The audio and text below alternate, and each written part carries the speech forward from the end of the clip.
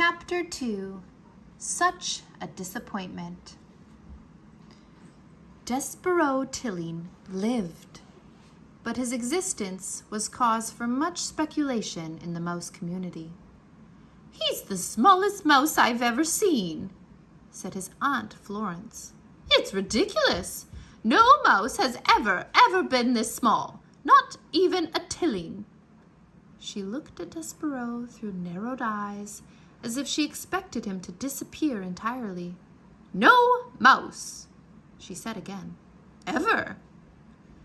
Despereaux, his tail wrapped around his feet, stared back at her.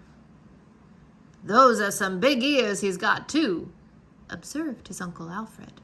"They look more like donkey ears, if you ask me." "They are obscenely large ears," said Aunt Florence. Despereaux wiggled his ears. His Aunt Florence gasped. "They say he was born with his eyes open," whispered Uncle Alfred. Despereaux stared hard at his uncle. "Impossible," said Aunt Florence. "No mouse, no matter how small or obscenely large-eared, is ever born with his eyes open. It simply isn't done." "His Pa Lester says he's not well," said Uncle Alfred. Despereaux sneezed. He said nothing in defense of himself. How could he? Everything his aunt and uncle said was true. He was ridiculously small. His ears were obscenely large. He had been born with his eyes open. And he was sickly. He coughed and sneezed so often that he carried a handkerchief in one paw at all times. He ran temperatures. He fainted at loud noises. Most alarming of all, he showed no interest in the things a mouse should show interest in. He did not think constantly of food. He was not intent on tracking down every crumb. While his larger, older siblings ate, Despereaux stood with his head cocked to one side, holding very still.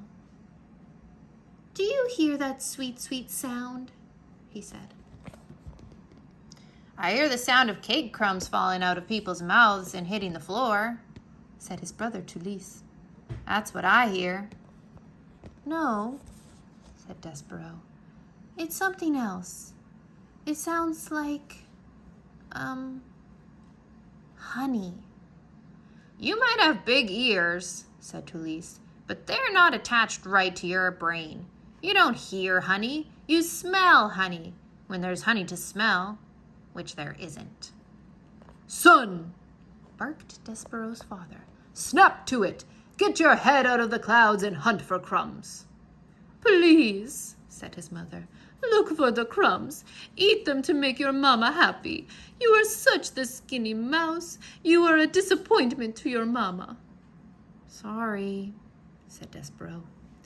He lowered his head and sniffed the castle floor. But reader, he was not smelling.